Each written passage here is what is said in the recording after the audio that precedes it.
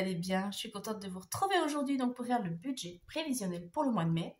Donc là, je fais pas comme d'habitude, je ne filme pas ma tête avant de faire le budget parce que je suis enrhumée, comme vous devez certainement l'entendre. J'ai une tête pas super chouette, donc je préfère ne pas vous faire peur avec ma trombine aujourd'hui, voilà. Donc, budget du mois de mai, quoi de particulier? Donc c'est un mois avec un peu plus de 4 semaines, il n'y a pas vraiment 5 semaines, donc de toute façon je vais me baser comme d'habitude sur un mois à 4 semaines. Il y a pas mal de jours fériés, donc ça va nous faire du bien. Et puis sur ce mois de mai, j'ai prévu un petit week-end, donc avec deux de mes filles, donc on part pas très loin. On reste en France, on change juste de région, en fait on part à 2 heures de la maison. On a trouvé un petit gîte, voilà, pour se retrouver un petit peu au vert, à la campagne, faire des petites visites, faire des petites randonnées. Alors, très petites randonnées, puisque ma petite dernière n'est pas fan de la marche. Mais bon, c'est surtout, voilà, histoire de sortir, de partir un peu d'ici, de se changer les idées et de se remettre un petit peu le moral au beau fixe avec ce temps tristoun et pluvieux qui n'arrête pas. Donc j'espère qu'on aura le beau temps. Bon, je pense que ça devrait aller d'ici le mois de mai. On aura peut-être un petit peu de soleil. Voilà. Donc le budget, il est sur le budget week-end. Hein. Je vous avais dit que j'avais 300 € dans ma petite cagnotte. Donc là, on va les utiliser. Et puis voilà. Donc c'est parti, on va maintenant tout de suite faire le budget prévisionnel pour le mois de mai. Donc on commence par les revenus. Donc en revenus, j'ai mon salaire qui ne bouge pas, on est toujours à 1600. La CAF. Donc, la CAF, je rappelle, c'est la prime d'activité. Là, c'est le dernier mois où je touche ce montant, parce que là, je vais avoir la déclaration trimestrielle à faire, là, début mai. Donc, ça va baisser, puisque mon salaire a augmenté, et la pension aussi. Mais là, pour le mois de mai, normalement, j'ai 183. Si, d'ici là, ça n'a pas bougé. Là, j'ai consulté aujourd'hui, au moment où je tourne la vidéo, c'est ce montant-là, mais ils peuvent mettre à jour sur les derniers moments du mois, donc ça peut varier. Mais bon, on verra, je pars là-dessus.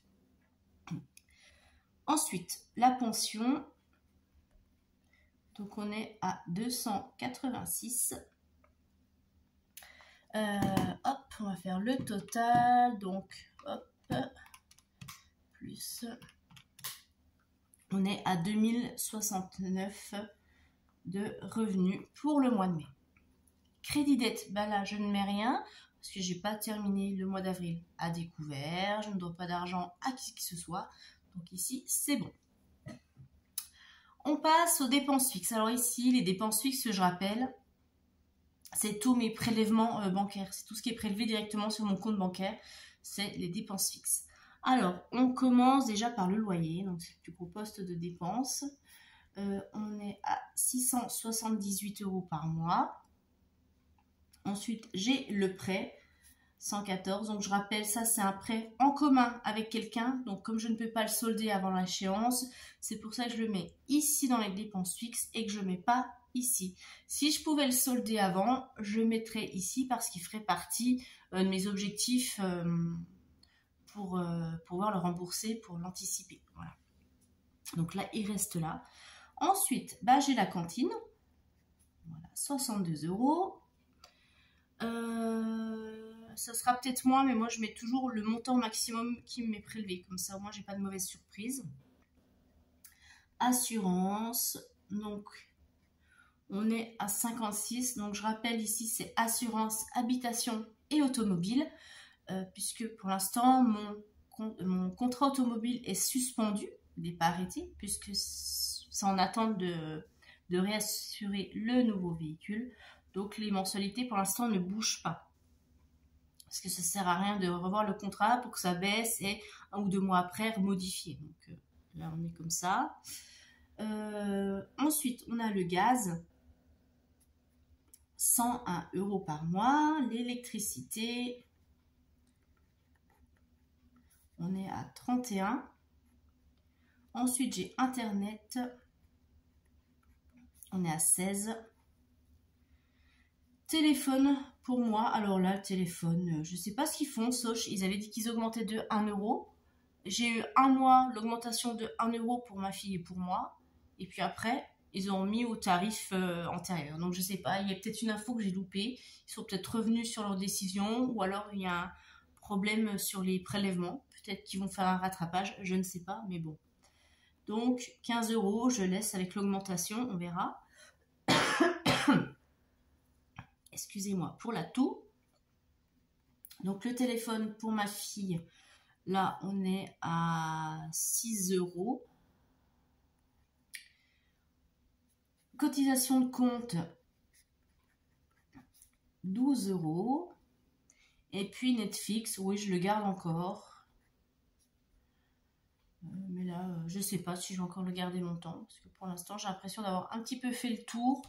Ou alors, je trouve pas, j'ai pas les bonnes suggestions de séries. Enfin bref.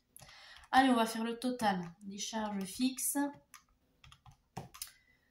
Alors, 1, 31.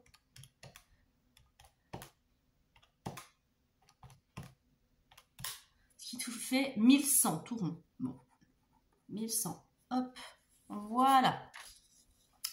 Ensuite, dans les virements permanents, eh bien, j'ai toujours mon virement vers mon LEP, donc 50 euros tous les mois, 40 euros qui partent directement pour alimenter mon fonds d'urgence et 10 euros pour alimenter ma prévoyance.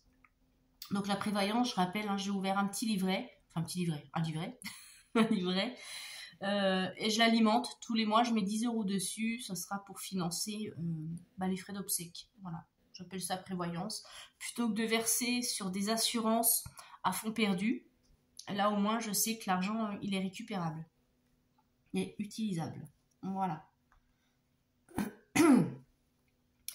En dépenses variables, donc qu'est-ce qu'on a prévu pour le mois de mai? Eh bien, je vais mettre dedans le carburant. Parce que comme on part en week-end, il y a une partie du budget carburant que je prendrai sur le budget du mois parce que j'aurai pas assez dans mon enveloppe. Donc je rappelle, dans mon enveloppe budget, mon enveloppe week-end, j'ai 300 euros. Donc pour la location, pour les visites, des choses qu'on veut faire, et puis pour le carburant. Voilà. Donc là, je vais mettre 50 euros de carburant pour le mois. Et puis en dépenses variables, c'est tout ce qu'il y a de prévu, il n'y a rien d'autre. Au mois de mai, on n'en a rien d'autre. Les croquettes sont achetées. Ouais, voilà. Ensuite, dans mes enveloppes, donc là, c'est de ce que je vais retirer en espèces pour mon fonctionnement du mois. Alors, il y a l'enveloppe course, hein, comme d'habitude. Et là, on est toujours à 280 euros par mois. C'est un budget qui me va bien. Excusez-moi, je tousse. C'est un budget qui me va bien, 280 euros. Pour l'instant, j'ai pas besoin de l'augmenter. Donc, il est bien. On le garde comme ça. Ensuite, l'argent de poche. Donc, ça, c'est pour ma fille. Donc, on est toujours à 20 euros par mois. L'enveloppe d'hiver. Donc, je rappelle, l'enveloppe d'hiver, c'est le petit fonds d'urgence pour le mois. Au cas où une des enveloppes ne suffise pas. Ou si un petit imprévu, je peux piocher dedans. Un petit achat, une petite bricole, un petit quelque chose, voilà, on prend dedans. Et puis l'enveloppe loisir, alors je ne sais pas si je l'utiliserai puisqu'on part en week-end et que on va financer nos visites de musée, etc. avec cette enveloppe-là. Mais on ne sait jamais si sur d'autres semaines on veut faire autre chose. Comme il y aura pas mal de jours fériés, peut-être qu'on voudra aller se balader en ville ou je ne sais pas, qu'on veut manger je sais pas, une petite gaufre ou... Je parle toujours de gaufres parce que j'adore les gaufres. Et bien voilà, on aura cette petite enveloppe. Donc là-dedans, je mets 20 euros aussi.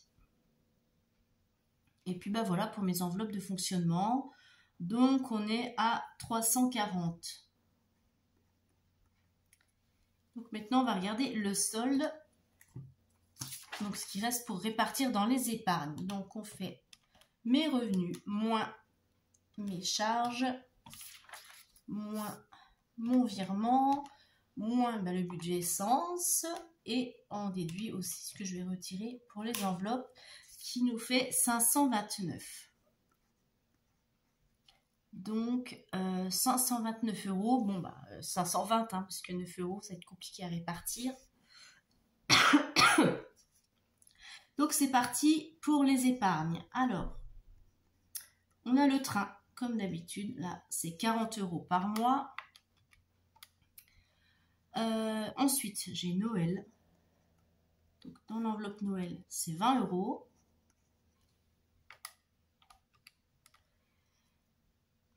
Anniversaire, on a 10 €. Taxe d'ordure, 10 €. Amazon, 10 aussi. J'ai dit que j'allais mettre de l'argent pour l'enveloppe vêtements pour ma fille parce que on va arriver en été.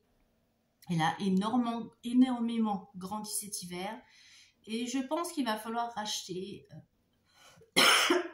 pardon, des vêtements ou des chaussures. Décidément. Donc là, je vais mettre 20 €.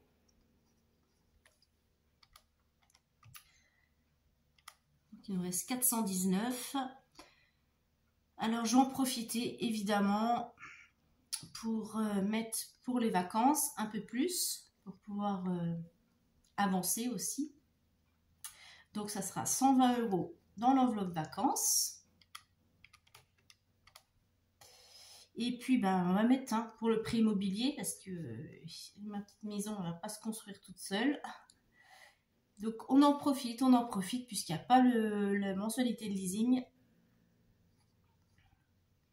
200. Et même si j'ai ma voiture là au mois de mai, comme la mensualité c'est toujours le mois d'après, au pire, si j'ai ma voiture au mois de mai, la mensualité sera au mois de juin. Donc je suis tranquille, j'aurai pas de mauvaise surprise. Donc pour le prêt immobilier, je vais mettre 200 €. Et il me reste 99 €, donc 90. Et là, je vais mettre pour mon voyage. Je vous avais dit que j'ai fait une enveloppe pour voyager, parce qu'on voyage sur... voilà, se faire un petit voyage avec deux de mes filles.